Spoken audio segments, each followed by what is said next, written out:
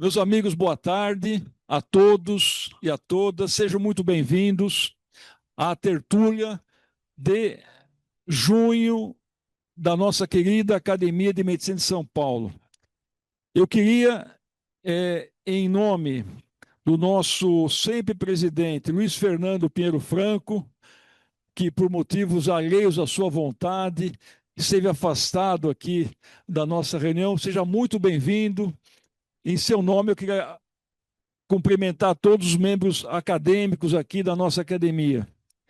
E também queria, em nome da senhora Marisa Lima Pessoa, da Jane, respectivamente esposas de acadêmicos, cumprimentar a todos os visitantes da nossa querida Academia de Medicina de São Paulo. Hoje a nossa palestra é uma palestra cultural, como todos sabem, e nós teremos aqui um expoente nessa apresentação. É o nosso acadêmico Líbio José Martiri Júnior. O Líbio, eu sempre digo assim, o Líbio é que nem eu, né? Somos raros, nós somos paulistanos, coisa que é mais difícil encontrar nessa cidade aqui, é o paulistano. Mas o Líbio é paulistano e ele se graduou na Faculdade de Medicina de Itajubá, onde ele fez a sua carreira universitária. E o Líbio, já desde quando era aluno, ele já se mostrou um líder, né, porque ele presidiu durante 2 anos o diretório acadêmico da Faculdade de Medicina de Itajubá. Ele se especializou em cirurgia plástica e também atua nessa área aqui em São Paulo. Então, vou dizer alguns dados curriculares do Líbio. O Líbio, ele já presidiu o departamento científico da Faculdade de Medicina de Itajubá e ele é o idealizador do museu da Faculdade de Medicina de Itajubá. Ele, como é uma pessoa muito benquista por todos os seus alunos e por todos os seus amigos, ele só foi homenageado por 26 vezes em turmas de formandos. Só 26 vezes, né, Líbio? Dessas 26 vezes, 4 foi como patrono de turma. E ele também já organizou e já presidiu diversos congressos, particularmente sobre história da medicina.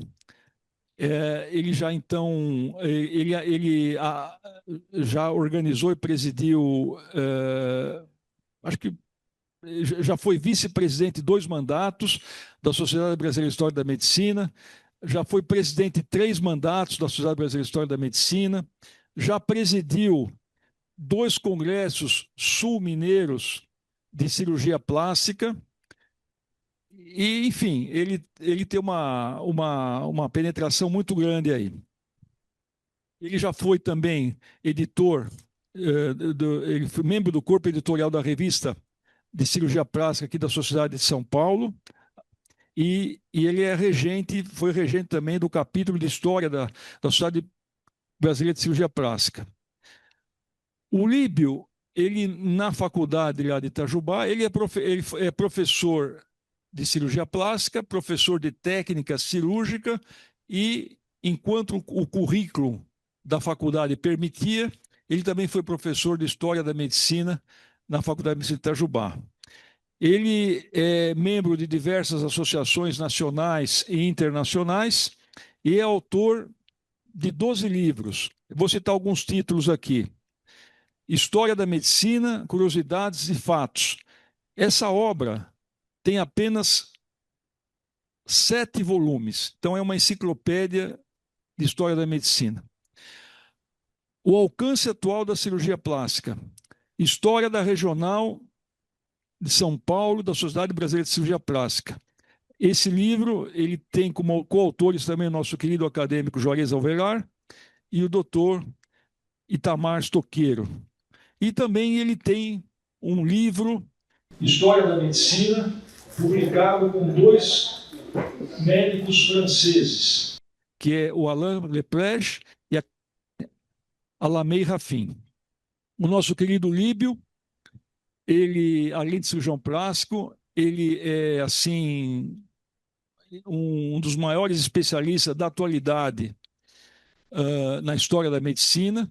Ele também além de ter presidido a Sociedade Brasileira de História da Medicina, ele é um dos cofundadores e é o primeiro presidente da Academia Brasileira de História da Medicina, que foi fundada no ano passado.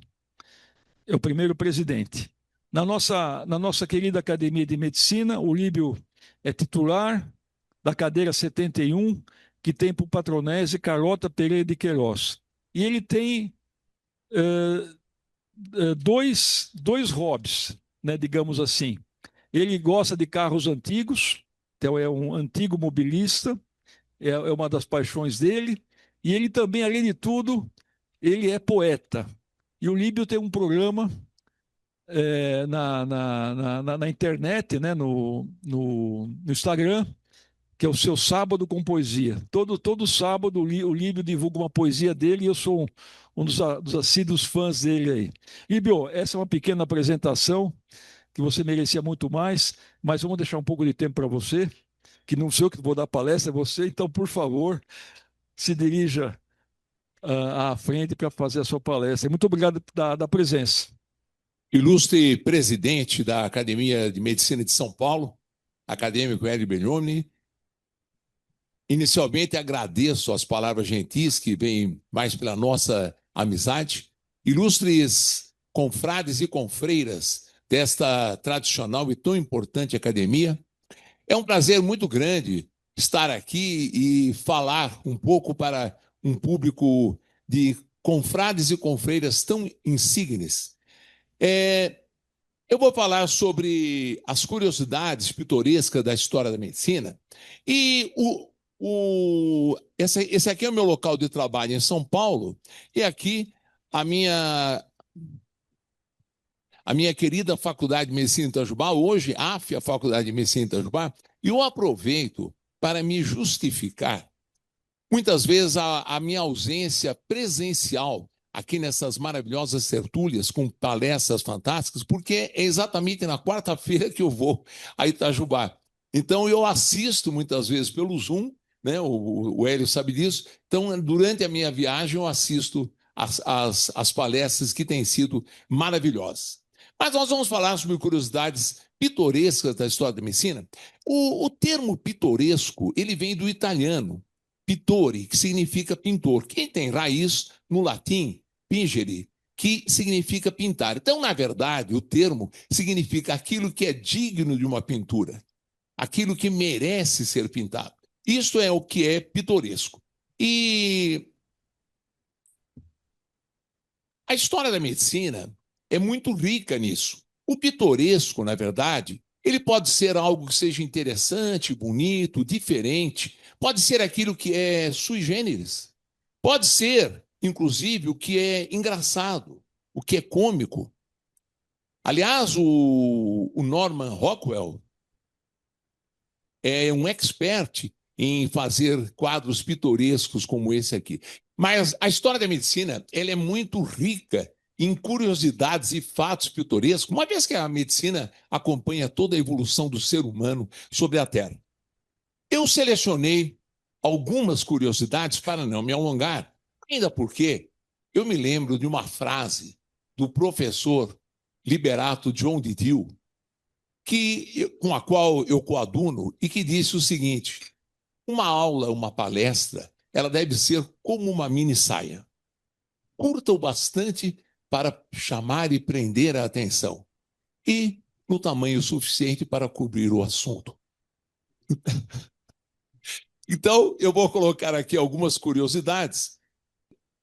Em Alexandria, quando Alexandre Magno faleceu, o seu general mais antigo, que era Ptolomeu Sóter, ele estabeleceu uma lei curiosa, que ele colocava nessa lei que os indivíduos condenados à morte, eles poderiam ir para as faculdades de medicina, e essa lei estabelecia que os indivíduos condenados à morte, eles iriam à dissecação anatômica pública em vivo.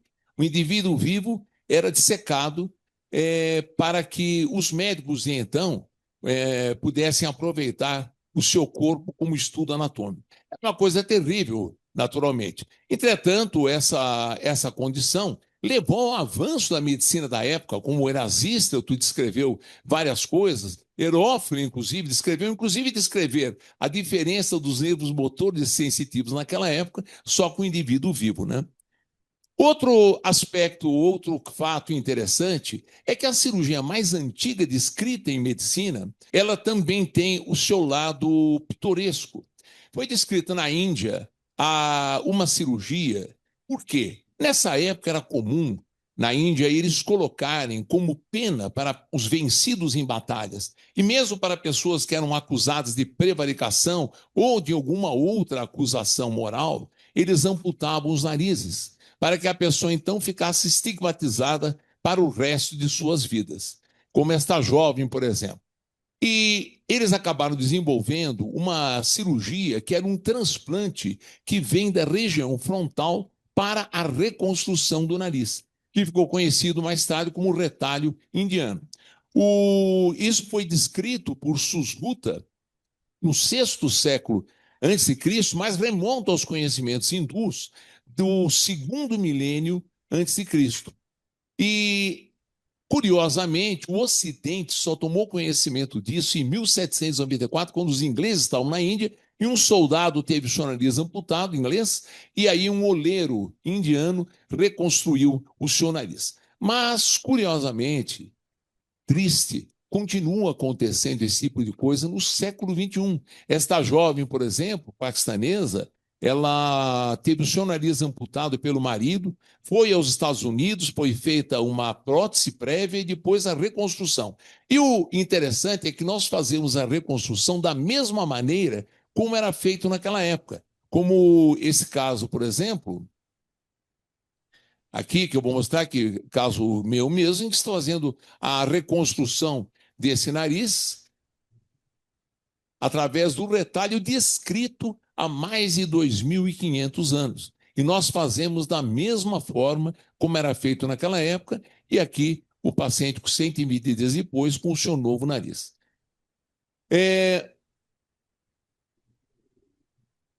Outra curiosidade interessante é o óleo fervente nas feridas. A partir do século XIV, começou a existir a conduta de se colocar óleo fervente nas feridas. E isso era terrível, gerava dores atrozes nos pacientes, como nós podemos ver o que está acontecendo com esse indivíduo aqui. Mas por que aconteceu isso? Porque quando Marco Polo trouxe a pólvora para a Europa no século XIV, surgiu a ideia de que o envenenamento pela pólvora, pelo ferimento com uma arma de fogo, poderia levar a situações graves para o indivíduo. Então começaram a colocar o óleo fervente, cauterizando, para que o indivíduo então tivesse uma evolução melhor. E aí surge a figura de Ambroise Paré. Ambroise Paré era um barbeiro cirurgião que, dado a sua inteligência, a sua habilidade, ele ascendeu à condição de cirurgião militar, aqui ele está fazendo um curativo com o militar. E ele descreve que quando, em 1536, na Batalha de Piemonte, ele era um jovem cirurgião, ele disse que era um principiante e havia lido num livro de Giovanni de Vigo que se devia cauterizar os ferimentos com óleo fervente. E assim ele fez. Entretanto, o óleo fervente acabou. E ele ficou muito triste com isso, nem dormiu à noite, porque ele imaginou que aquelas pessoas iriam morrer, inclusive amigos dele. E qual foi a sua surpresa quando de manhã ele viu que aqueles que não haviam cauterizado estavam melhores do que aqueles que ele havia cauterizado. Então, a partir disso, ele aboliu o uso do óleo fervente e ele, inclusive, escreveu um livro mostrando um método para se tratar ferimentos por arcabuzes sem a utilização do óleo fervente. Isso foi abolido a partir de então, e o Ambroise Paré se tornou médico, inclusive cirurgião e médico de 4 reis, esses nomes aqui. Outra curiosidade interessante é o fórceps de Chamberlain, o segredo do fórceps. Guillaume Chamberlain mudou-se para a Inglaterra porque ele era um obstetra huguenote. Os huguenotes eles eram protestantes ou calvinistas. E ele foi com o filho dele, que era Pierre Chamberlain, como mudaram para a Inglaterra e ficou conhecido como Peter Chamberlain. E este filho dele, o Peter, o filho mais velho, ele desenvolveu um aparelho para fazer o parto, que era o aparelho que é o fórceps, com 2 colheres teclado. Muito embora os árabes, Albucaces escreve isso, tivessem utilizado um aparelho semelhante. Mas ele é tido como o pai do fórceps. Mas eles guardavam isso em segredo. Eles mantinham um segredo tremendo. Quando iam fazer um parto, eles levavam uma caixa de madeira grande, essa caixa de madeira toda adornada, etc. Cobriam os olhos da parturiente, fechavam a porta, ficavam só eles lá dentro para que ninguém soubesse o que eles usavam. Era uma coisa mágica. E aí, então, os chambelães detiveram isso aí por muito tempo como um segredo. Eles, inclusive, se indispuseram com o Colégio de Cirurgiões da Inglaterra, com a Companhia de Barbeiros Cirurgiões, mas o último Chamberlain, enfrentando sérias dificuldades financeiras, ele resolveu vender o instrumento. Então ele vai à França e procura por François Morisot, o grande obstetra, inclusive livro, descrito, etc.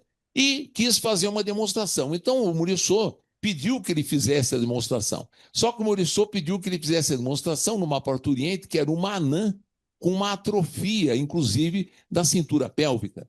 E ele fez e não conseguiu tirar a criança, os dois morreram, a mãe e a criança. Então, ele foi desacreditado pelo Morisot. Mas ele vai à Holanda, e na Holanda ele consegue vender o fórceps para este outro médico, e o curioso disso, o pitoresco, é que ele vendeu apenas uma colher.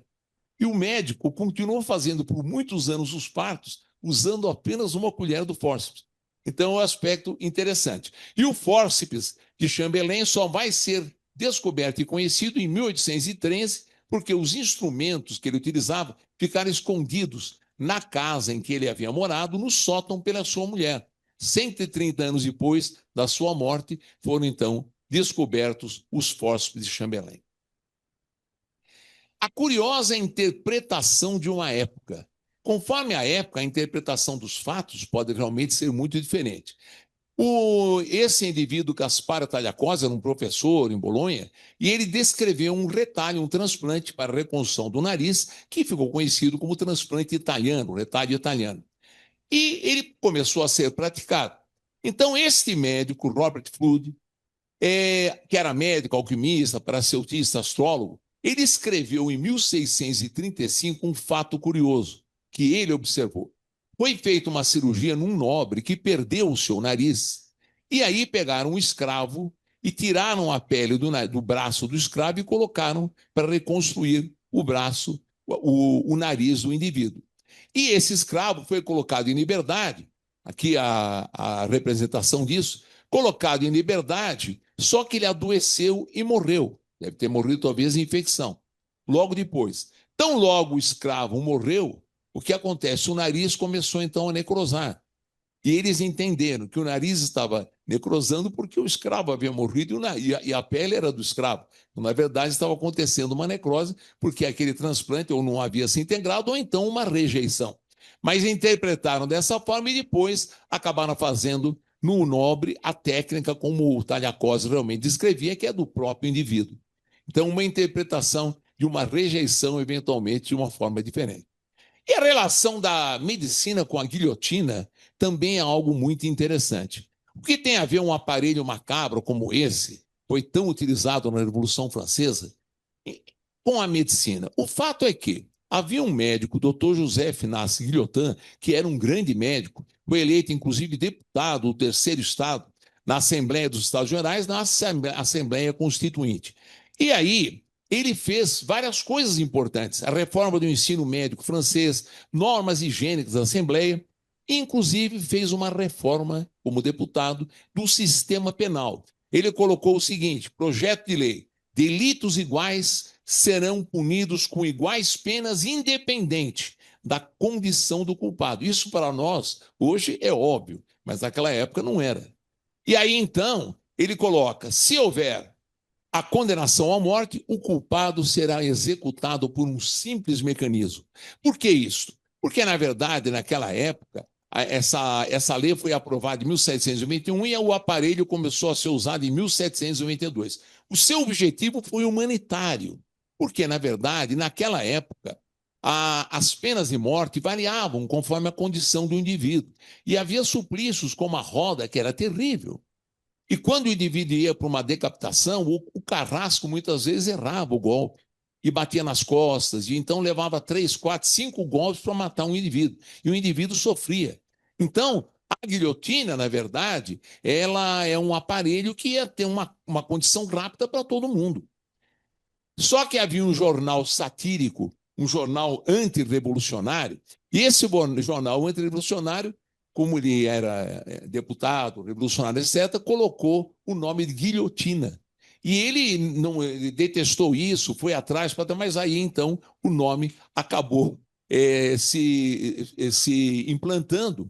E aí existem fantasias do imaginário popular dizendo que quem inventou a guilhotina morreu na guilhotina. Não, isso é tudo balela. Na verdade, o doutor Guillotin, no período pós-revolucionário, com a ascensão de Napoleão Bonaparte, ele se dedicou totalmente à medicina, foi um propagador da vacinação, que havia sido criada por Jenner no final do século anterior, e, além disso, ele criou uma sociedade independente, a Sociedade de Medicina de Paris, em 1904, que vai ser a base institucional para a criação da Academia de Medicina de Paris da França, por Luís XVIII, que foi orientado pelo barão Antoine Portal, e, na verdade, isso teve origem com o doutor Guillotin. Então, curiosamente, é uma injustiça com a figura do doutor Guillotin, o Luiz Guillotin, ter o nome de guilhotina, como se ele tivesse inventado o aparelho, que não foi isso que aconteceu. Que a última execução na França,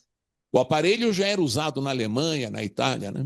E ele morreu em 1814, aos 75 anos. O magnetismo animal é também algo que tem o seu lado pitoresco.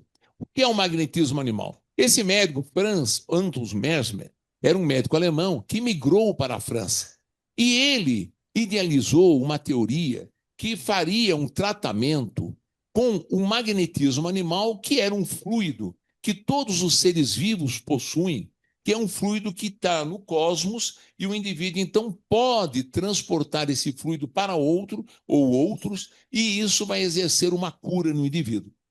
E o Mesmer, ele se torna um indivíduo extremamente popular, inclusive na corte francesa, inclusive com Maria Antonieta e outras cortesãs. Então ele se torna um indivíduo famoso e começa a esbarrar no aspecto de outros acharem aquele método, um método que eventualmente era um método charlatânico. Então, o Luís XVI, ele estabelece uma comissão real francesa em 1784, que foi organizada por esse varão aqui, para investigar as práticas de Mesmer. Essa comissão foi composta por 2 comissões. Uma comissão que era da Academia de Ciências de Paris, da qual fizeram parte Benjamin Franklin, Lavoisier, entre outros, e uma que era da Faculdade de Medicina de Paris, de onde fizeram parte, entre outros, o doutor José Finaz Guillotin. Os relatórios concluíram que o fluido magnético de Mesmer não existia. Em um dos primeiros testes duplos cegos da história, ficou provado que os pacientes só tinham espasmos ou curas quando acreditavam, como um placebo, naquilo que estava acontecendo.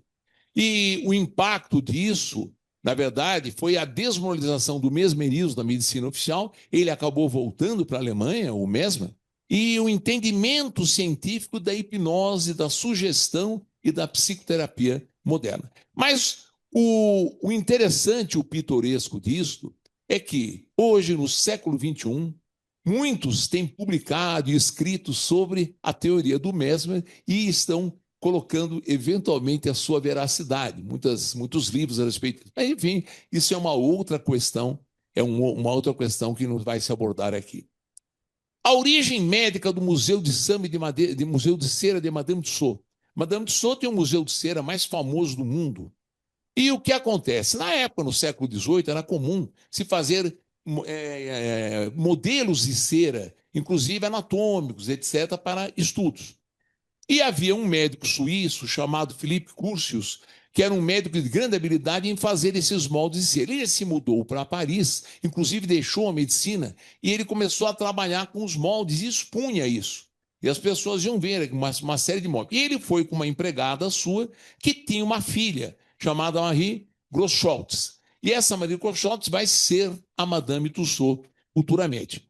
Anne-Marie, que é ela, aprendeu a arte com o médico e se mostrou ainda mais hábil do que ele em fazer peças de cera. E ela, então, ela vai ser relacionada com a nobreza francesa.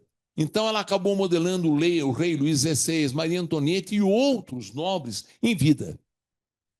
Só que ela quase foi para a guilhotina durante a Revolução Francesa por sua estreita ligação com a realeza. Ela havia sido professora, inclusive, da irmã do Luís XVI. Os revolucionários acusaram de simpatizar com a monarquia, foi presa, rasparam o seu cabelo para ser guilhotinada. Mas ela foi poupada no último momento porque o Curtius, o médico, era amigo de um revolucionário, o Collot, e aí então ele pediu para ele interceder por ela e ela então acabou escapando. Mas ela teve que provar a lealdade à revolução.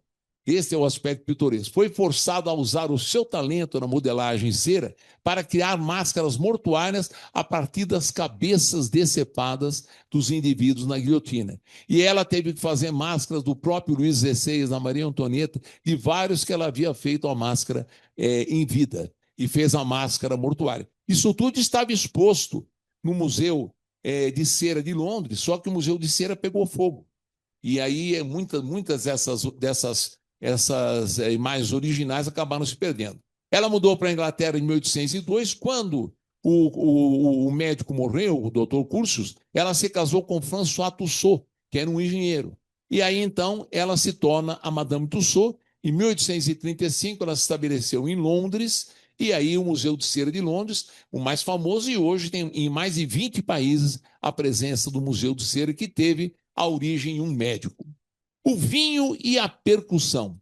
Qual a relação desse líquido com a percussão? O que acontece é que este médico, José Leopold Auenbrugger, ele era filho de estalajadeiros que tinham barris e vinhos na estalagem. E ele aprendeu, porque ele viu o pai fazer isso, a fazer uma batida nos barris. O som mais oco tinha menos vinho. Estava vazio, a parte mais cheia, então ficava um som que era um som sólido. E aí, então, ele descreve um novo invento, que era a percussão em medicina, para ser utilizada, isso em 1761, para ser utilizada como diagnóstico.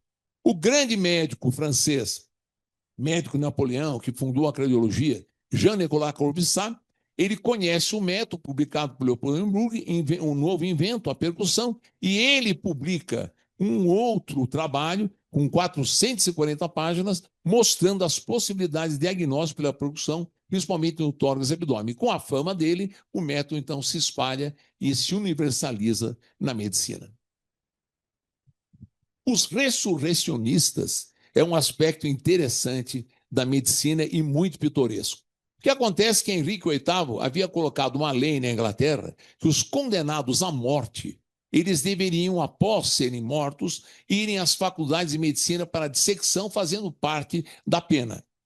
E aí, Sir Astley Cooper, que era um professor na escola médica do Guy's Hospital, outros médicos famosos, professores como Robert Knox, usavam os cadáveres. Mas não havia cadáveres, não havia tantos assassinos condenados à morte. Então, o que acontece? Surgiram grupos de indivíduos, esse bando Burger era o mais famoso, que roubavam os cadáveres do cemitério e levavam para vender aos professores. E vários desses professores compravam os cadáveres por 3, 5 guinés.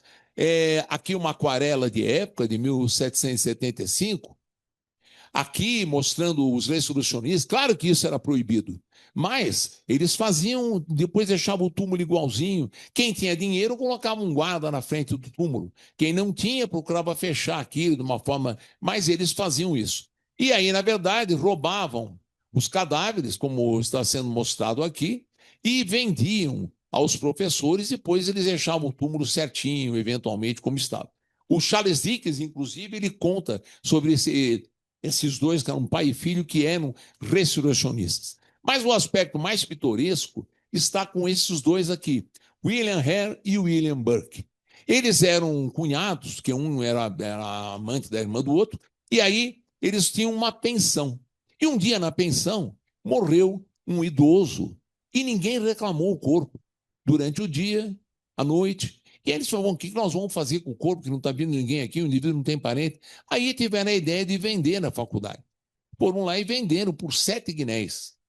Aí, conversando, ele falou, olha, aquele outro indivíduo ali, não tem parente nenhum, etc. Vamos dar um jeito nele. E começaram, então, a cometer assassinatos e fazendo isso, sufocando as pessoas para que não aparecesse a forma como eles tinham matado o indivíduo. E cometeram 17 assassinatos. Até que o último foi de uma mulher que tinha uma filha. A mulher estava bem, a filha estava lá, e ela ficou preocupada que a mãe morreu, e ela desconfiou, chamou a polícia, e aí o que acontece, tem até um filme sobre isso, né? Sobre os dois, e aí o William Hare disse que não era ele que fazia, numa careação, disse que quem matava era o Burke, ele só ajudava. E o Burke, então, vai, em 1829, para a execução na forca, e na Universidade de Edimburgo tem o esqueleto dele até hoje. O esqueleto está lá, e além desse aspecto, o verbo to burk se incorporou à língua inglesa, colocando, significando assassinar sem marcas, né? Sufocar sem violência. A partir disso, foi criado um comitê especial do parlamento, e o Sir Arthur Cooper, por coincidência, foi o presidente. E aí, então, eles criaram a ata da anatomia, que o indigente, aquele que não era reclamado, etc., poderia ir para as secções anatômicas. Isso perdurou até o final do século XX. Essa médica inglesa, ela disse o seguinte, que durante muito tempo havia sido um castigo para os assassinos, agora se tornava um castigo para a pobreza. Uma outra curiosidade é o vexame que ocorreu no início da anestesia. Joseph Priestley descobriu o gás hilariante, que é o óxido nitroso, no século XIX, no comecinho do século XIX. E aí, o gás hilariante passou a ser um objeto interessante de diversão nas festas. Então, as pessoas usavam o gás, amorizado, ficavam rindo, etc. e tal. Havia 2 dentistas, Horace Wells e William Morton, e os dois tinham um consultório juntos. O Horace Wells era mais velho que o Morton. Em 1943, eles tinham um consultório juntos. Em 1944, o Horace Wells observou uma dessas festas e viu que um indivíduo na festa se machucou seriamente. O sangue saía e ele não percebeu, não sentiu nada. Então ele imaginou, será que isso tem um efeito anestésico? E ele então usou nele mesmo, arrancou um dente e não sentiu dor. Então, o óxido nitroso tinha um efeito anestésico. E aí, em 1845, ele resolve fazer uma demonstração pública. Ele, então, reúne médicos e estudantes de medicina de Harvard, mas foi um vexame. Por quê? Enquanto ele falava, explicava, etc., o óxido nitroso tem um efeito fugaz. E aí, o paciente gritou de dor no meio da situação, todo mundo acabou dando risada, etc., e ele foi desmoralizado. O seu assistente, o Green Morton, o William Morton, conversando com um professor de química dele, o professor disse, escuta, por que você não experimenta o éter? O éter pode ter uma função interessante. Ele experimentou e acabou, então, fazendo a primeira anestesia documentada da história em 1846, e tem esse quadro famoso aqui. Entretanto, aí esse médico aqui, que foi o médico que operou o paciente, entretanto, este médico, Dr. Crawford Long, na verdade, é o verdadeiro pioneiro da anestesia, porque ele fez, desde 1942, ele fazia anestesias com éter, mas ele não publicou. Mas no estado dele, na cidade dele, colocam ele como realmente o pioneiro e o precursor da anestesia. No Brasil, a primeira anestesia com éter foi feita no Hospital Militar do Rio de Janeiro em 1847. Um outro fato curioso, interessante, pitoresco, apesar de trágico, foi essa cirurgia com 300% de mortalidade. O que acontece é que, antes do advento da anestesia, era realmente muito complicado. O médico tinha que ter como sua maior qualidade a rapidez, porque a cirurgia, o indivíduo tinha dores atrozes com isso, tinha que segurar o indivíduo, como está se vendo aqui. E havia um médico inglês, Robert Liston, que era o maior cirurgião da época, o mais rápido. Era um grande cirurgião. Ele, inclusive, fazia uma amputação em 30 segundos. As pessoas iam lá com o relógio para contar quanto tempo ele levava. E a amputação total, com o fechamento da pele, em 2 minutos e 30 segundos. Então, imagina a rapidez. O problema é que numa dessas condições que ele estava fazendo, em uma dessas cirurgias, ele foi tão rápido, não só cortou a perna do paciente, como cortou os dedos do assistente, e no meio da confusão, acabou, inclusive, cortando também parte do casaco de um médico idoso que estava assistindo. E aquilo, então, foi uma situação complicada, por quê? Pode-se observar aqui nessa cena, o médico acabou morrendo no local, ele acabou tendo um infarto, ele era idoso, acabou assustando o velho médico e o paciente morreu na cirurgia e o assistente com infecção morreu logo depois. Então a cirurgia teve 300% de mortalidade, ele ficou conhecido por isso, mas de fato ele era um grande cirurgião. O efeito Janus na descoberta da quimioterapia também é algo muito interessante. E tem o seu lado pitoresco. Janus é um deus mitológico romano, né? Não grego, mas um deus romano, e é o deus que tem representado por duas faces, porque ele tem o começo, o futuro, o passado, ele olha para os dois lados, as portas, né? Do passado e do futuro. Em medicina, se aplica esse nome a uma substância que tenha um efeito duplo, tanto possa fazer bem quanto possa fazer mal. É o caso, inclusive, do gás mostarda, que foi tão usado na Primeira Guerra Mundial e depois, em 1925, pelo protocolo do gás venenoso, ele foi abolido, foi proibido de ser usado. Entretanto, na Segunda Guerra Mundial, havia um navio cargueiro americano, Liberty Ship, na Itália, próximo a Bari, que transportava 100 toneladas de gás mostarda. E esse navio foi colocado a pique por bombardeios alemães. E aí, os sobreviventes caíram em água, etc. E havia um médico a bordo, que era Cornelius Rhodes, e ele tratou daqueles indivíduos que haviam se contaminado pelo gás mostarda. Eram mais de 600 tripulantes que sobreviveram. E ele observou que os glóbulos brancos diminuíam sensivelmente. Então, ele passa depois a trabalhar com isso e usou isso como quimioterapia. Então, ele é considerado o pai da quimioterapia. Foi, inclusive, instituído um prêmio anual com o seu nome para a pesquisa no combate ao câncer nos Estados Unidos. Mas aqui que entra o lado pitoresco. O efeito Janus esteve presente na droga e no descobridor. Por quê? Anos mais tarde, ele foi acusado de ter participado de experiências em ânima nobre na década de 30 e de 40, de 2 projetos de guerra química, e em 2003 foi retirado o seu nome do Prêmio Anual de Pesquisa contra o Câncer, uma vez que ele foi assemelhado a Dr. Jekyll e Mr. Hyde, o médico e o monstro. Esse é um lado pitoresco dessa história. Os livros médicos encapados com pele humana. Isso é uma coisa muito interessante. Por quê? Esse médico, apenas para citar um exemplo, existem muitos, mesmo na Europa. Era um médico americano e foi um médico e bibliófilo norte-americano mais conhecido historicamente por praticar a encadernação antropodérmica. É uma técnica de encapar livros com a pele humana. O que acontece é que ele atendeu uma paciente, ele fez uma autópsia dessa paciente que era uma irlandesa que morreu de tuberculose, Mary Lynch, e aí ele descobriu no músculo algumas larvas desse parasita e foi o primeiro caso de triquinose registrado nos Estados Unidos. E ele, então, da paciente, ele retirou a pele da paciente e guardou a pele da paciente, fazendo uma forma de conservação, não toda a pele, mas segmentos de pele.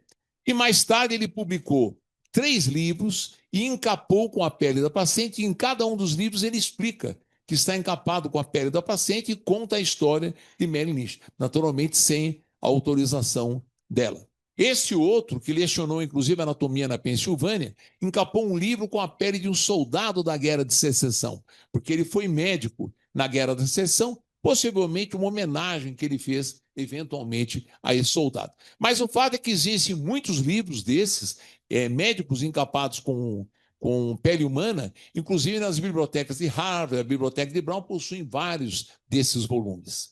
É uma curiosidade interessante.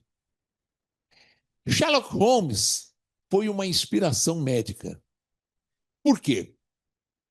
O grande detetive, que é extremamente perspicaz, que consegue fazer as suas deduções, na verdade, interpretado no cinema, o mais famoso intérprete, o Basil Rathbone, ele foi criado por Arthur Conan Doyle, que era médico, estudou na Universidade de Edimburgo e se formou em 1881. E ele teve um professor na faculdade, que era um grande cirurgião, que era o Dr. Joseph Bell. E este médico era extremamente perspicaz. Os alunos ficavam assombrados com o que ele fazia. Entrava um paciente no ambulatório, ele dizia: espere, você é um sapateiro. Por que você veio aqui? O senhor me conhece? Os alunos falam: como é que o senhor sabia isso? Não, porque se olhar a perna dele, a calça está desgastada de um lado só, e o sapateiro cruza a perna para ficar batendo. E assim tem uma série de deduções dele. Inspirado nele, o Conan Doyle, em 1887, criou a figura do Sherlock Holmes. Então, o Sherlock Holmes, o próprio Conan Doyle coloca nas memórias: é a você que eu devo, Sherlock Holmes, com base na dedução, observação e perspicácia que vi na sua atuação, tentei construir um homem. O recém-formado em medicina que inventou o cateterismo cardíaco. Isso é um outro aspecto interessante. Werner Forssmann se formou em medicina na Alemanha em 1929. E logo após se formar, ele mudou e foi para uma outra cidade da Alemanha, uma pequena cidade da Alemanha. E lá ele realizou um feito inusitado. O que ele quis fazer? Ele imaginou que como seria fazer um catéter, colocar um catéter na veia e levá-lo ao coração. E fez, então, realizou esse procedimento nele mesmo. Ele, na verdade, convenceu uma enfermeira, a Gerda Ditzen, a fazer isso. A enfermeira falou, se convenceu em fazer nela. Mas aí, na verdade, ele fez nele mesmo, com 25 anos, e ele realizou o primeiro cateterismo cardíaco. Em 1931, ele apresentou o seu trabalho em um congresso, mas foi desacreditado. Para que fazer uma besteira dessa? Então, o tio dele, que era médico, era um médico rural, disse: não se preocupe, um dia você vai receber o prêmio Nobel por isso. Falou brincando. E aí, decepcionado, ele mudou de especialidade, tornou-se cirurgião do exército alemão, inclusive durante a Segunda Guerra Mundial. Mas em 1956, a profecia do tio se cumpriu e ele recebe o prêmio Nobel de 1956. Esse é um fato curioso e pitoresco. A origem passional da luva cirúrgica, que muitos devem conhecer, a luva cirúrgica, na verdade, não era utilizada antigamente. Os cirurgiões operavam sem luva. E o que acontece é que havia um cirurgião nos Estados Unidos, William Halsted, e no Hospital John Hopkins, e ele é o chefe do centro cirúrgico.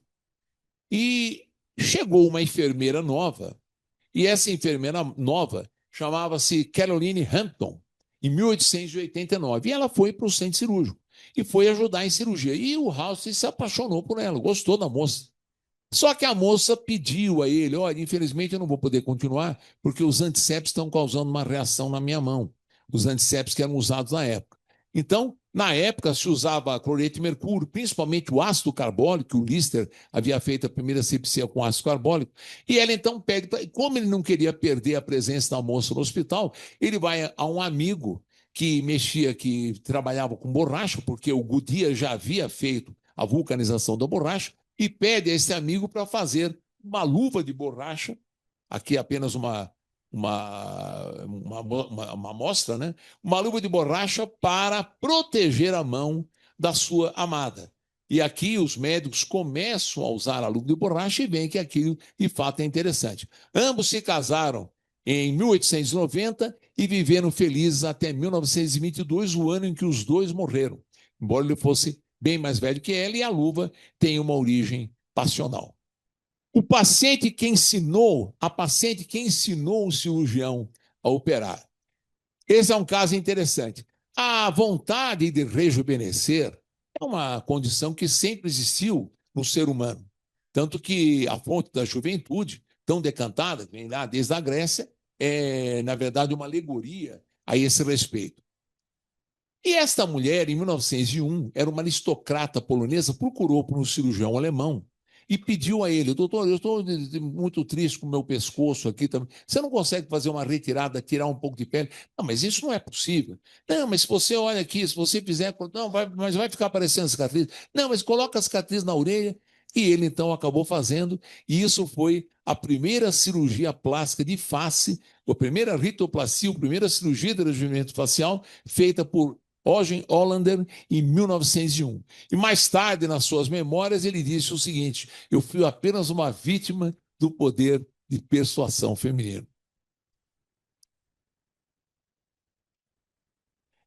A autocirurgia no interior do Brasil.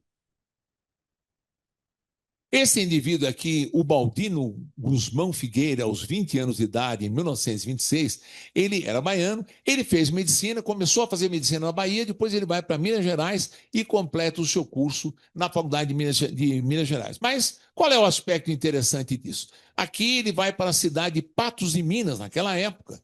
E naquela época, a cidade, tudo com estradas de terra, etc. e tal. Aqui era uma propaganda dele aí sobre o atendimento, né?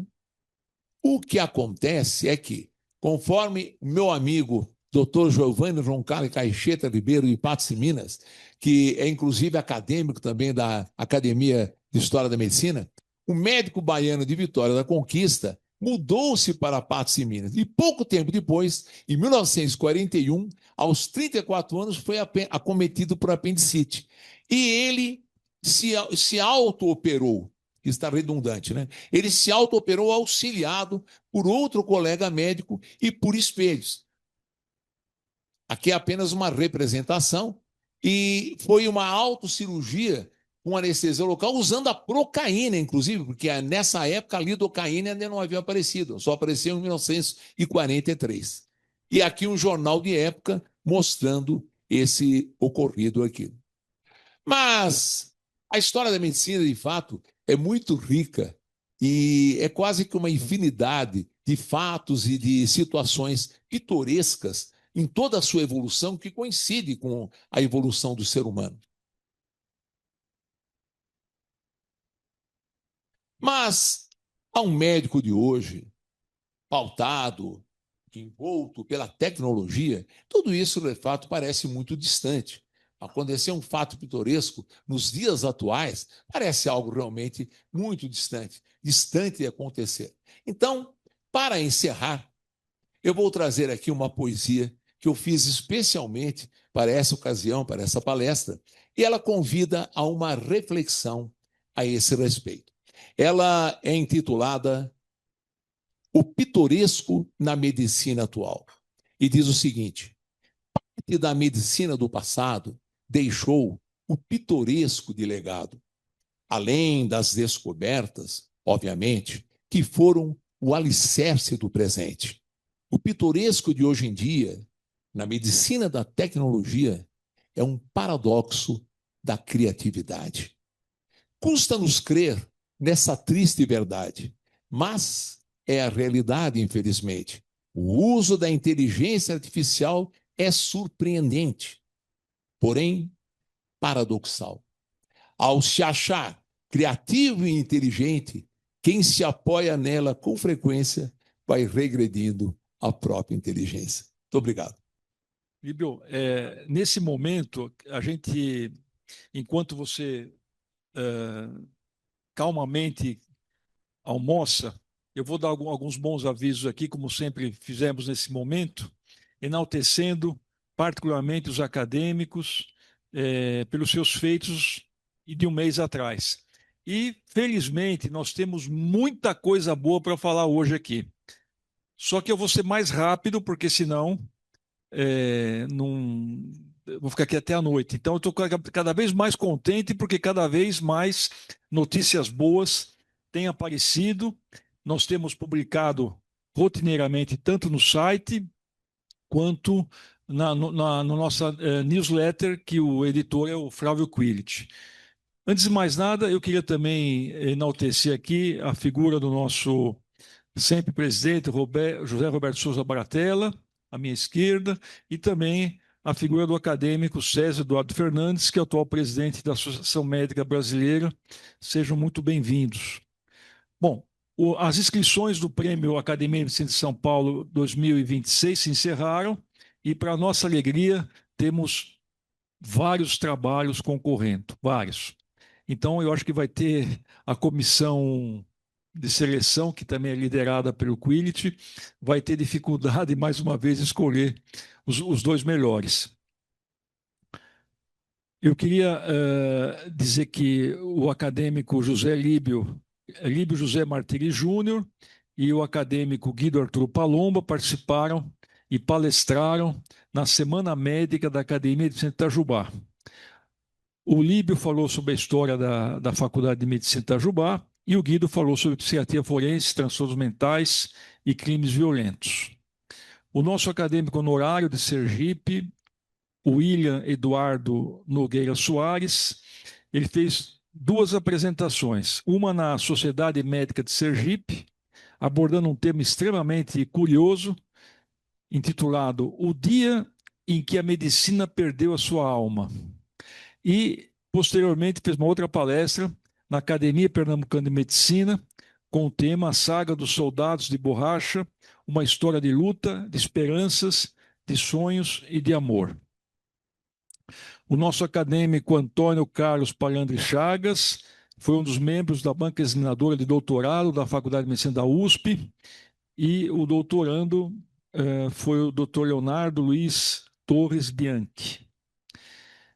Os nossos acadêmicos, Antônio José Gonçalves, que esteve aqui há pouco, pediu licença para sair, porque ele está com compromisso da Associação Paulista de Medicina, e a nossa acadêmica Sônia Maria Rolim Rosa Lima, participaram da celebração dos 100 anos do Grupo Fleury, que foi uma cerimônia concorrida na Sala de São Paulo. Novamente, o nosso acadêmico Guido Arturo Palomba fez uma apresentação por ocasião dos 77 anos do Clube dos 21 Irmãos Amigos de São Paulo. E essa apresentação foi aqui na PM, e ele falou sobre o tema recordações, e recordando, obviamente, essa instituição, que ele é o atual decano. Os nossos acadêmicos, Ramiro Coleone Neto, titular, e João Alessio Juliano Perfeito, honorário, ambos foram eleitos, respectivamente, chefe e vice-chefe do Departamento de Cirurgia da Escola Paulista de Medicina. Nossos acadêmicos, Flávio Antônio Quility e Juarez Moraes Avelar, e também o Libonati, participaram do 4º Congresso do CREMESP, cujo tema foi a interação entre a ética e a prática médica. Então, de uma certa forma, o Juarez, mas todos representaram a nossa academia nesse evento. E também queria salientar alguns dados importantes. O acadêmico Adnan Nesser, o Fábio Bisseri Jatene, Giovanni Guiduceri foram homenageados. Tivemos outros acadêmicos que foram palestrantes, o Giovanni Guiduceri, o Elias Vieira de Paiva, Ronaldo Ramos Laranjeira, o José Eduardo Lutaif Dolce e o Cricor Boyacian. E também queria salientar que o nosso acadêmico Flávio Antônio Quility, dentre milhares de médicos que tem no estado de São Paulo, foi um dos escolhidos pelo CREMESP para dar um depoimento sobre a medicina, né? Que essa série se intitula Tributo à Medicina, tá na internet, então quem não viu, veja, porque é muito bonita, e realmente eu, assim como outros, nos sentimos com o ego elevado, né? Porque é isso que eu penso, pelo menos, o que é a medicina também. Eu estou indo bem rápido, pessoal, porque, como eu falei para vocês, é muita notícia. Aqui na APM foi organizado o Fórum Médico Jovem, Lideranças e Centros Acadêmicos em Medicina. Então, tiveram vários palestrantes acadêmicos nesse evento: o Antônio José Gonçalves, o Clóvis Francisco Constantino, o César Eduardo Fernandes, que aqui se encontra, e o Floresval Meinão. Novamente, os acadêmicos Quility e Juarez participaram dos 70 anos da Academia Campinense de Letras. Foi em Campinas, no Centro Cultural de Campinas, Carlos Gomes, e salientando que também o Juarez representou nesse evento também a Academia Cristã de Letras, a qual ele é presidente, e o Quillet, vice-presidente da Academia Campinense de Letras. O nosso acadêmico Cláudio Roberto Cerneia, que tem uma palestra já agendada ainda esse ano aqui, que é professor da USP, ele teve várias apresentações também. Ele participou no congresso da Confederação Europeia de Otorrinolaringologia e Cirurgia de Cabeça e Pescoço, foi realizado em Gotemburgo, na Suécia. Lá ele fez uma conferência e moderou 2 mesas. Depois, ele participou na Semana de Cirurgia de Cabeça e Pescoço da Faculdade de Medicina da USP, realizada o mês passado. Ele moderou uma mesa lá de casos desafiadores de tumores de base de crânio. E, ainda nesse mês passado, ele também foi um dos membros que compôs uma banca examinadora de tese de livre docência da USP, e o candidato que concorreu foi o Genival Barbosa de Carvalho. Os nossos acadêmicos, Antônio Carlos Lima Pompeu e Sidney Glina, ambos ex-presidentes da Sociedade Brasileira de Urologia, participaram da comemoração do centenário da Sociedade Brasileira de Urologia, que foi realizada nada mais, nada menos do que no Salão Nobre do Hotel Copacabana Palace, no Rio de Janeiro. A nossa acadêmica Neuci Zanão Colange, sempre atuante também, participou do congresso do Grupo Latino-Americano de Neuroendoscopia, que foi realizado em Buenos Aires, e lá fez uma palestra sobre o tema cirurgia fetal, 2 palestras, cirurgia fetal e crânioestenose. Novamente, o acadêmico Sidney Glina, que eu acabei de citar, concedeu uma entrevista, um podcast, para o jornal Folha de São Paulo, e essa entrevista foi conduzida pela jornalista Tati Bernardi, que abordou o tema disfunção erétil. Aqueles que quiserem assistir essa entrevista também está no nosso site. É só clicar lá, e é muito agradável realmente de ver, porque é um linguajar bem popular, assim, para o leigo, na verdade, né? Muito boa a entrevista. Novamente, o Juarez Moraes Avelar, sempre atuante, fez uma teleconferência numa sessão da Academia de Medicina de Mato Grosso. E o tema foi mitos, verdades e papel social da cirurgia plástica, muito além da estética. Eu quase que todo dia eu fico anotando o que os acadêmicos fazem para não esquecer, porque realmente a produção está cada vez maior, pelo menos que chega até nós aqui. A nossa acadêmica Solange Pistori Teixeira Libonati realizou a 2ª edição do evento No Melasma. Esse evento foi no Espaço FIT, em São Paulo, e ele é voltado para o diagnóstico, manejo e tratamento e prevenção. O nosso acadêmico Antônio Macedo Júnior, que aqui se encontra, ele organizou a 2ª corrida e caminhada Cacau, intitulada Salve o Rim de uma Criança. Esse evento foi realizado em prol do Centro de Apoio à Criança com Anomalia Urológica, e foi no Parques Villa-Lobos, entidade que ele fundou e que ele preside. Os nossos acadêmicos, Edmundo Chada Baracá, atual vice-presidente, e Paulo Manuel Pego Fernandes, membro da diretoria também, foram coautores do tratado Cirurgia do Amanhã, Robótica na Prática Clínica. E esse livro foi lançado esses dias no Instituto Central do Hospital das Clínicas. Essas notícias são todas de um mês para cá, tá? O nosso Juarez também, novamente, hoje você vai pagar um pedágio, Juarez. Está se tendo bastante, muita propaganda para você, hein?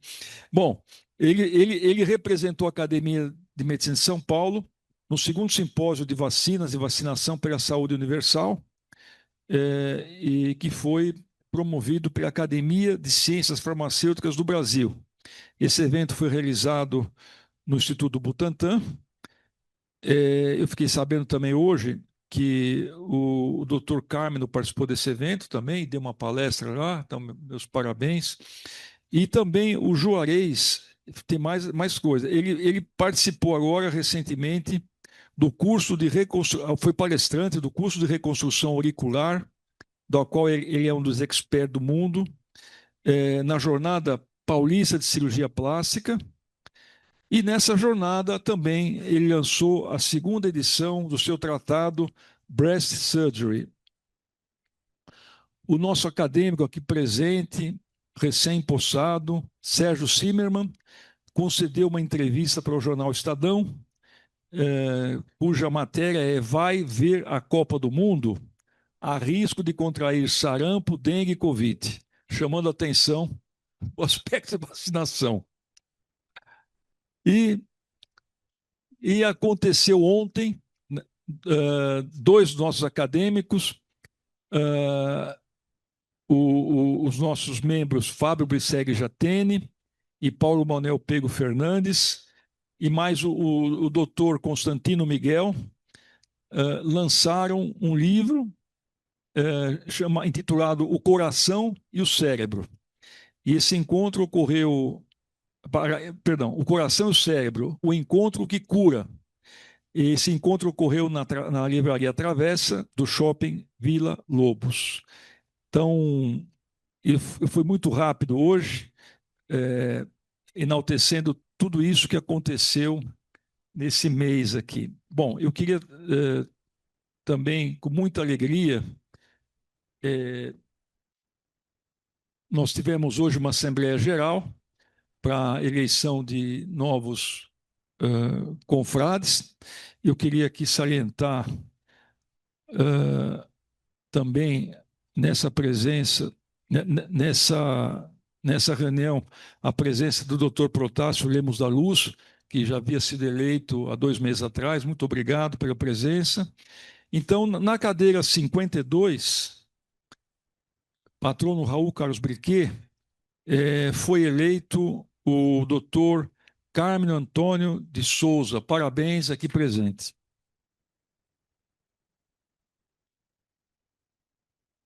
Na cadeira 67, patrono Afonso Régolo de Oliveira Fausto, foi eleito o acadêmico Fernando Baldi dos Reis, que não se encontra aqui, mas parabéns. Na cadeira 72... Ô, Fernando, desculpa, não te vi a distância aí. Parabéns, então, à distância. À distância, parabéns. Que Muito eu não estou obrigado. lendo a legenda do seu nome daqui, está bem distante, mas desculpa, parabéns aí. E na cadeira 72, cujo patrono é Alberto Nupieri, foi eleito o agora acadêmico Newton Cara José Júnior. Parabéns. Na cadeira 117, não foram eleitos nenhum candidato. Por quê? Porque os candidatos foram muito bem votados, ambos. Então, houve um empate técnico e haverá um segundo turno. Já está tudo no edital. O segundo turno será no mês a votação começará no começo do mês que vem e a nova Assembleia Geral na próxima tertúlia, no dia da próxima tertúlia. Então, os candidatos que estão concorrendo, que foram muito bem votados, são Cristiane Koch e José Carlos Costa Batista da Silva. Esse fenômeno já houve aqui algumas vezes, tá? Não é a primeira que isso ocorre, já houve algumas vezes, e isso aconteceu porque ambos foram muito bem votados. Então, eu saúdo a todos vocês que foram eleitos e também os convido, peço para a Monelli depois lembrar novamente, tanto os eleitos, então, tanto os membros honorários, quanto os titulares eleitos, faremos amanhã, às 19 horas, uma reunião online, que já tem link, tem tudo. É uma reunião de aproximadamente 40 minutos. E nessa reunião nós vamos dar as boas-vindas e dizer um pouco da academia, o que é essa academia, dizer um pouco das necessidades e obrigações acadêmicas, dizer um pouco do ritual, da liturgia, da posse dos membros, porque, regra geral, os membros pensam que fica no ar, assim, fica voando, né? Porque não é uma entidade como qualquer outra. Ele pertence a uma academia, é uma distinção. Realmente é uma distinção. Então, tem um ritual, né? E a gente vai explicar tudo isso amanhã, às 19 horas. Quem não tem esse link, por favor, participe. Eu também convidei os membros da diretoria, os que puderem participar, e gostaria também que os respectivos eleitos convidassem também para participar aqueles que serão os seus padrinhos, tá? Aqueles que vocês mais gostariam de agradecer o apoio, porque nós vamos ter que. Eles vão participar da posse também, junto com vocês.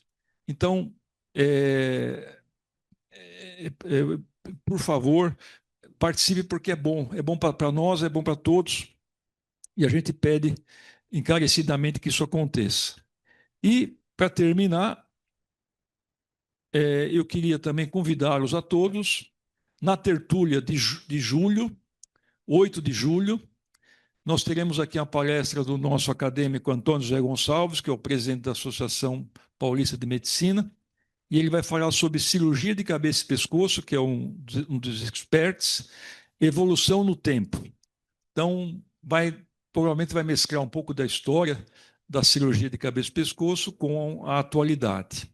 Bom, feito isso, eu passo agora a palavra ao nosso palestrante, o Líbio.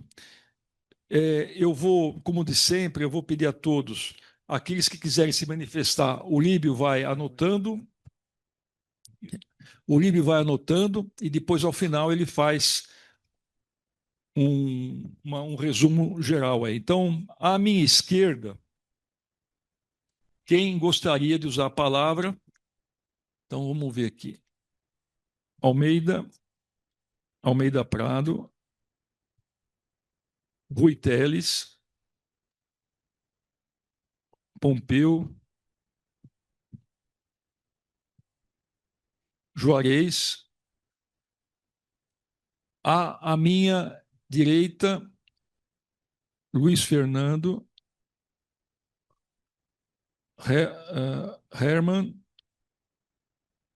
Newton. À minha extrema direita, alguém? Tá ok.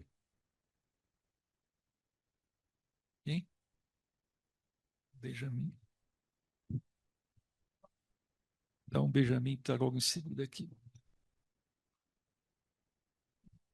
Bom, então, começando pelo Almeida Prado, por favor, João Sampaio de Almeida Prado.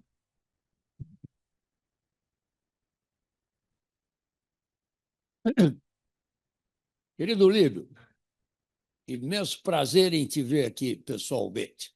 Tá? Você fica muito escondido, pô, é raro a gente te ver.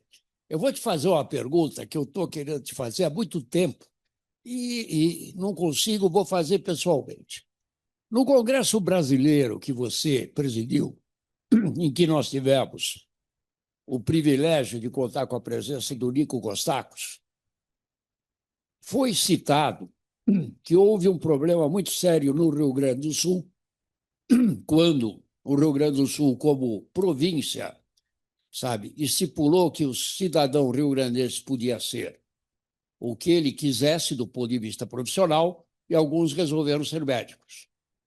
Depois houve reclamações, pô, e o governo mandou que se fizesse um teste de avaliação para conceder pô, a possibilidade de ser médicos. Só que os que estavam atuando eram charlatões.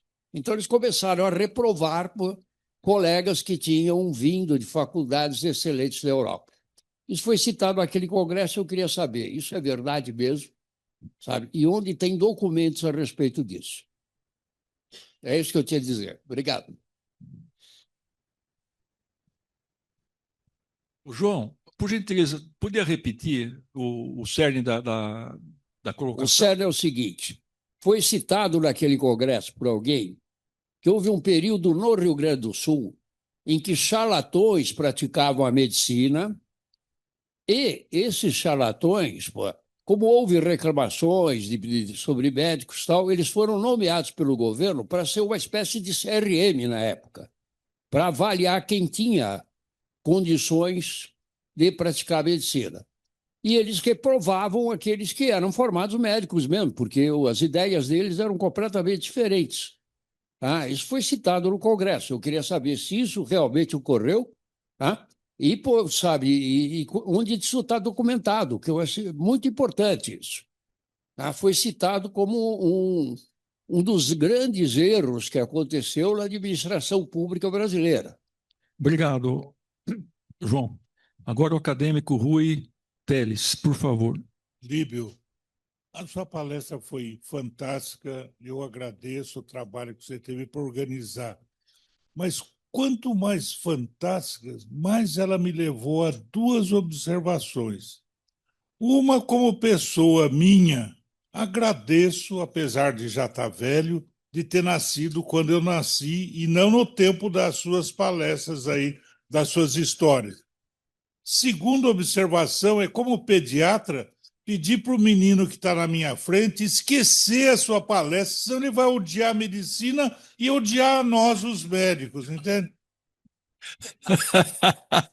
Ô, Rui, a sua presença sempre é boa, viu? Suas intervenções são sempre agradáveis. Acadêmico Antônio Carlos Lima Pompeu.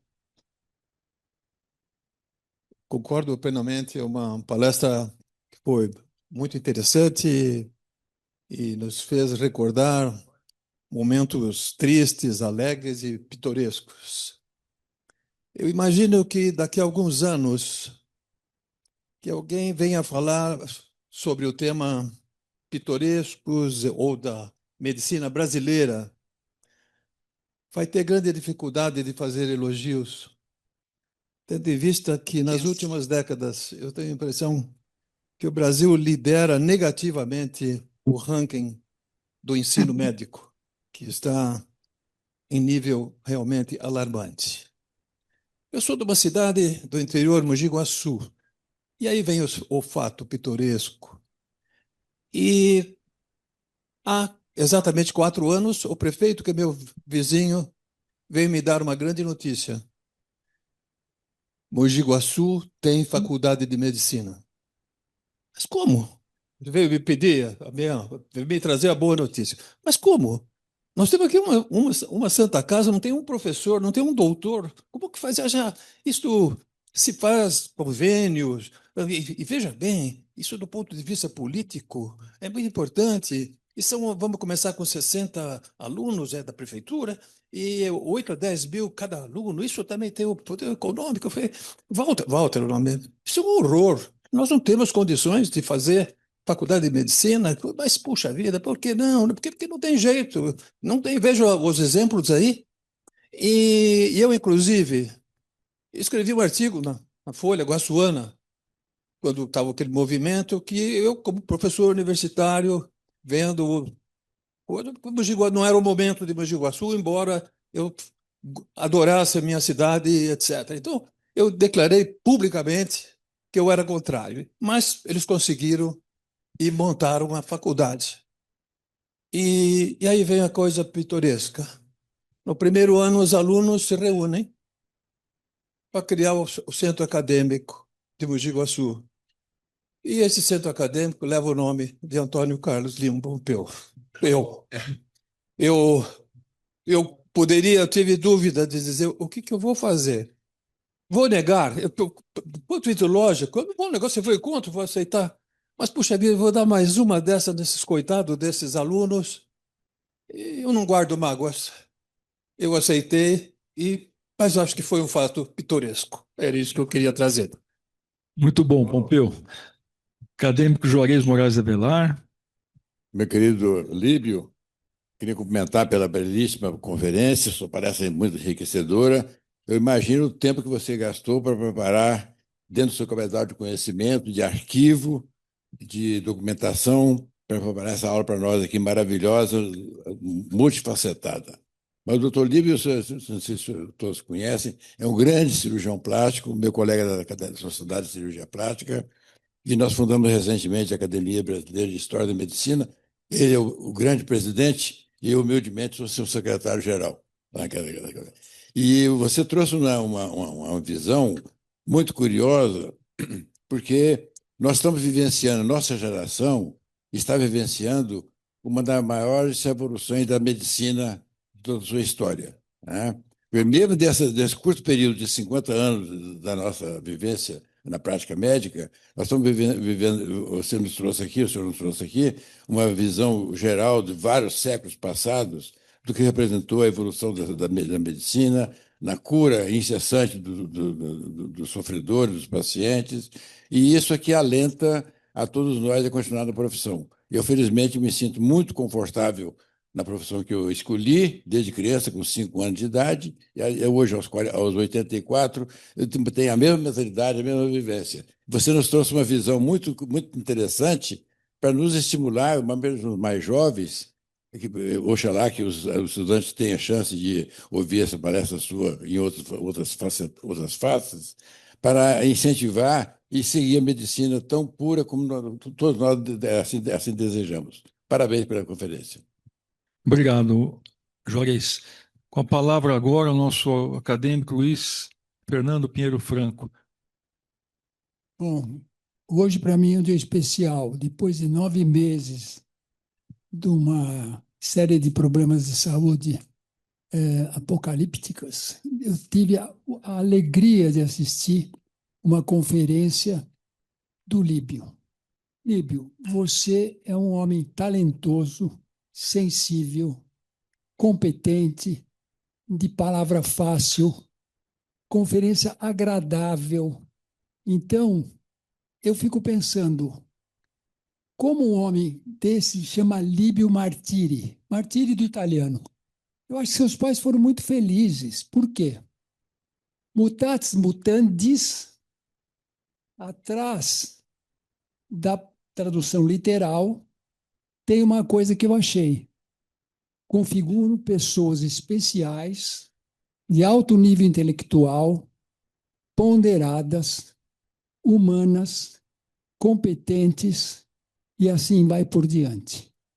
Então, esse é um aspecto que me deixa muito feliz. Está voltando depois de 9 meses, aos 80 anos, 53 anos de neurocirurgia, complexado pela minha, entre parênteses, inutilidade, que agora eu estou vencendo. Eu tive a alegria de estar vendo a sua conferência. Mas é interessante que, quando você falou do fato pitoresco, eu lembro que, diante da minha revolta de não poder fazer mais nada na neurocirurgia pelas circunstâncias que eu acabei de citar, eu lembrei de um livro, graças também ao seu fato pitoresco, que eu li há um certo tempo, do Voltaire, chamado Candide, ou L'Otimiste. E esse livro foi muito interessante, porque para o Candide, tout va pour le mieux. Ou seja, tudo no mundo, e o tutor dele chamava Pangloss. E o Voltaire foi muito interessante dar o nome de Pangloss. Gloss e língua. É o homem que falava de tudo, sabia de tudo, que era o tutor do Candide. Muito bem. Então, eu falei para mim, tu vas pour le mieux. Então, eu vou enfrentar as circunstâncias que eu estou vivendo desta maneira. E o que aconteceu? Melhorou a minha revolta de, após 53 anos de neurocirurgia, aos 80 anos, ter limitações quase que definitivas. Posteriormente, vendo a história do Candide, que, apesar de guerras, doenças, etc., ele sempre tu vas pour le mieux.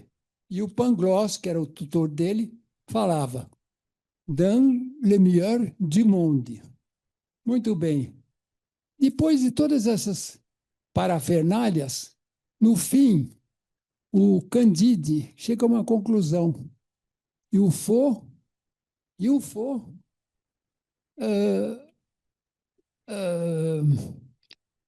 cultiver son jardin. Ou seja, é preciso cultivar o jardim, mas é preciso se aceitar a sua limitação. Então, a sua conferência me deu essa oportunidade, primeiro, de falar sobre você.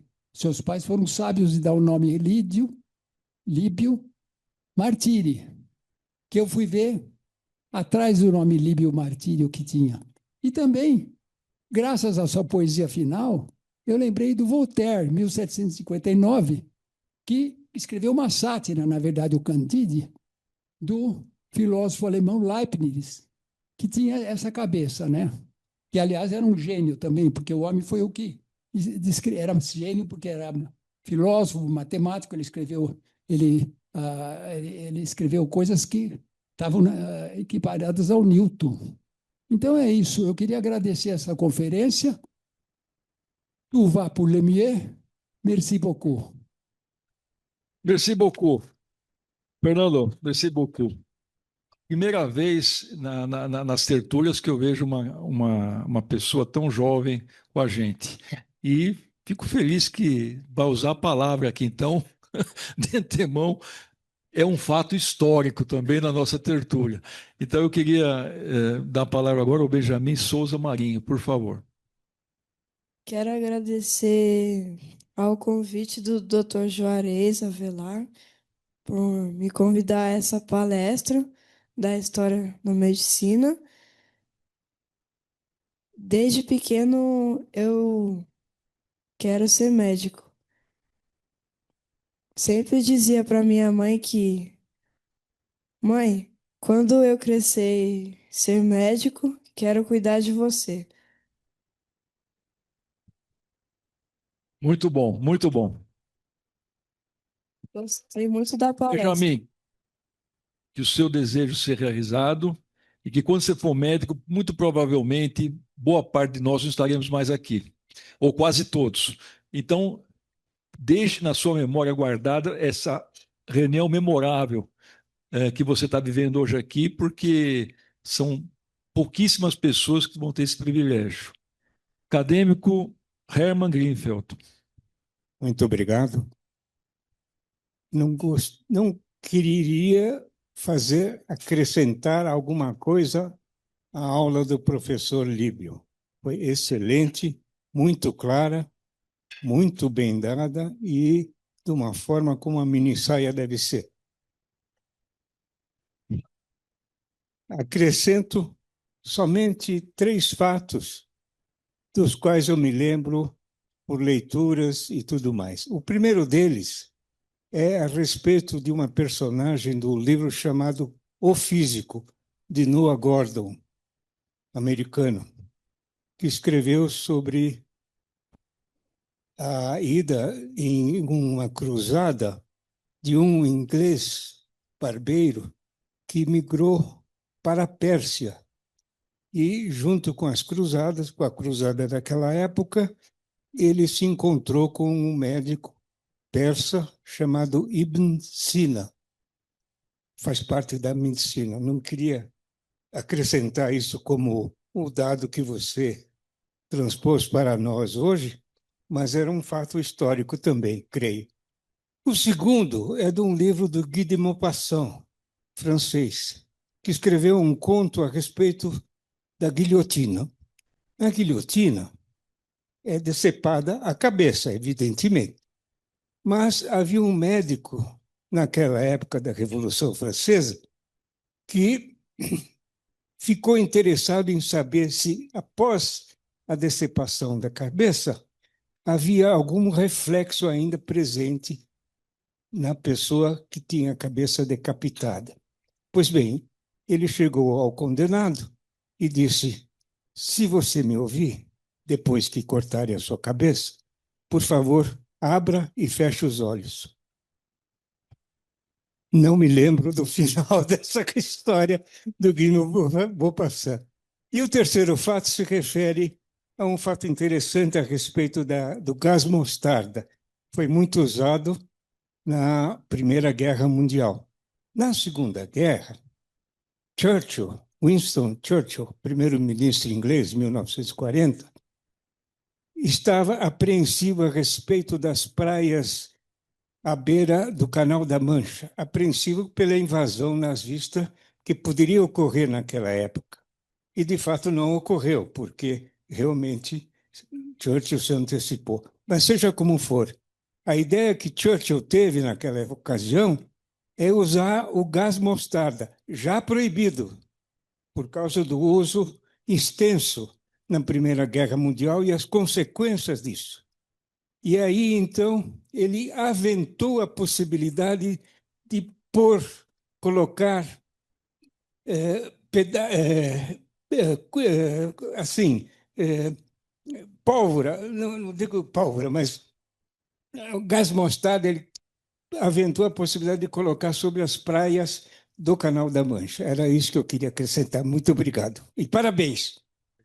Parabéns, Herman. Obrigado pela intervenção e pela presença. Ao passar a palavra ao neoacadêmico Newton Carol José Júnior, eu queria enaltecer a todos os que foram recém-eleitos e também aos mais antigos aqui, que tendo notícias boas, divulguem para nós, academia. Manda para a Monielle, que a gente põe no site. Isso ajuda a valorizar mais ainda a academia, porque a academia não existe sem os seus membros. Quem dá o tom à academia são os seus membros. Então, eu falo isso porque recentemente o Newton me mandou aqui um artigo que ele publicou no Estadão. Eu só não pus no site porque ele estava em processo de eleição, não podia fazer uma coisa dessa, né? Mas daqui para frente, sim. Tem até livros que ele já me deu, um deles também. O Carmino ofereceu livro para alguns acadêmicos também. Então, mandem notícias boas, porque isso daí é um patrimônio imaterial que não tem preço. Não tem preço para a nossa instituição, que é rica disso daí, de patrimônio humano e material. Então, Newton, por favor. Obrigado, professor. Eu acho que, como oftalmologista, eu acho que consigo dar algumas contribuições para a maravilhosa aula do professor Líbio. Conan Doyle era oftalmologista. Se é que tinha lá alguma ciência, né, de oftalmologia naquela época, mas ele era oftalmologista. Mas o mais curioso foi a história de Sussurra, que ele escreveu também a primeira cirurgia de catarata, 600 a.C. E ele escreveu muito bem a técnica cirúrgica, foi uma técnica que foi utilizada por muito tempo, chamava Colting. Ele tinha uma agulha e ele esperava-se, né, a catarata evoluir muito, ficava branca, a pessoa não enxergava mais nada. Aí ele introduzia a agulha no olho, uma perfuração, introduzia a agulha para o olho, bem na periferia da córnea, onde não sangra, e empurrava o cristalino para baixo, desinseria o cristalino e empurrava para o vítreo, né, que é a parte interior do olho.